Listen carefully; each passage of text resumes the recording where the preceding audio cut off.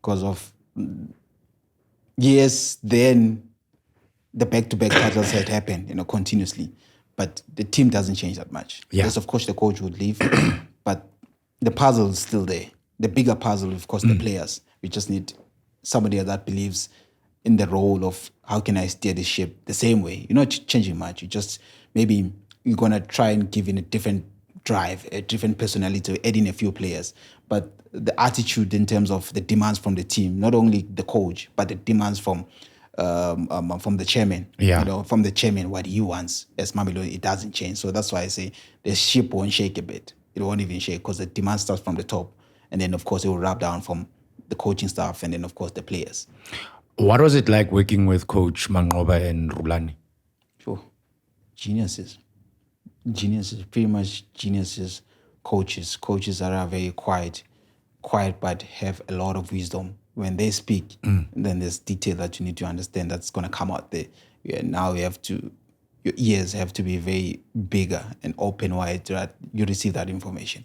Very wise coaches. I always enjoyed a conversation with them, especially tactically and what happens inside the field of play and how can I improve in terms of listening to them and guiding me. Exceptional. Geniuses. That's what I'm saying. Very quiet, but now when they have to be vocal and take out those words inside their brains, beautiful. So the time by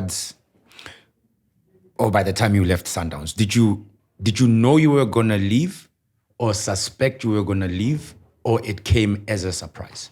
It never came as a surprise because I did approach Coach Rulani at the time. I did even approach Coach Rulani, Coach Manqoba, and I felt at that time because I was coming from a rehab. I came from my knee. Yes. So it was now I have to build myself again. And of course, as I say, there are players that are gonna be coming for one person to recover and then come in and play.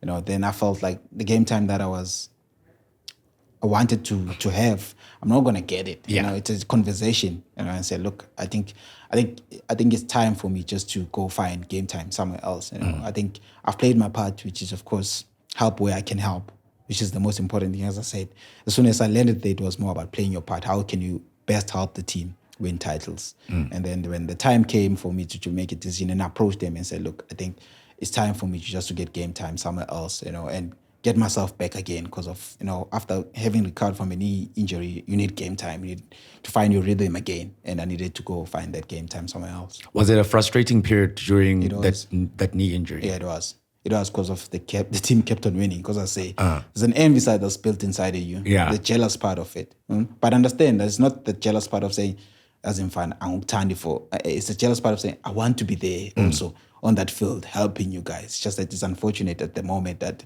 it's only temporary. I'm outside and fixing myself to be in a better shape to help the team. I was very frustrated. Frustrated that I wanted to be there and win things with the guys.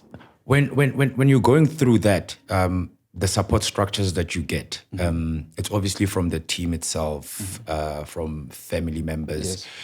Yes.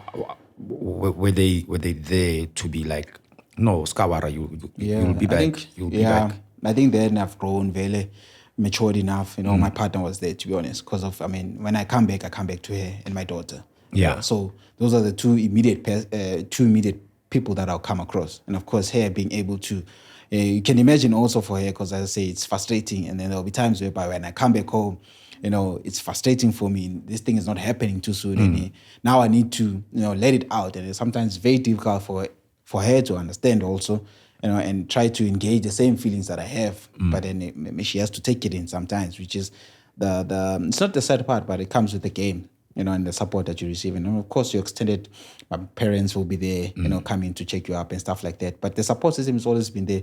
It's just that, of course, as a player myself, of course, I wanted it to happen quicker. But with life, it's a process. One day at a time, one step at a time. So you leave Sundowns.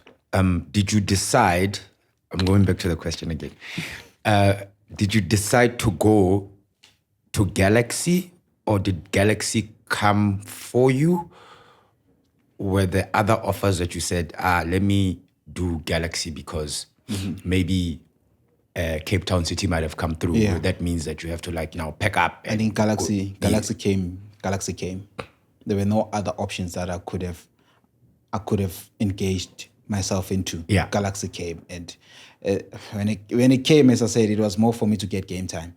I hadn't thought it through and through that do I want to be there like fully in terms of this, how they are being structured, in terms of how do they handle things and stuff like that. I don't know, until you're inside, then that's when you're able to find out. How was life at Galaxy? Life in terms of football, or life in terms of now Villa becoming a father? We're gonna get to the father part. All Yes. right. Football.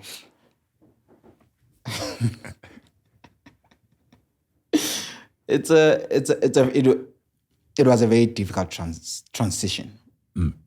Like, you having studied at the highest level. Yeah. Study at the highest level. In your career, study at the highest level.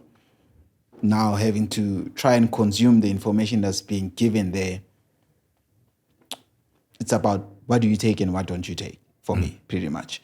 So I'd say for me, the information that I was receiving, it wasn't really helping me. That's why I was able to decide and say, take this and then don't take this in terms of football. So the information that I was there, it was like, well, honestly, I've been at the highest level and I was taught this and this. So no.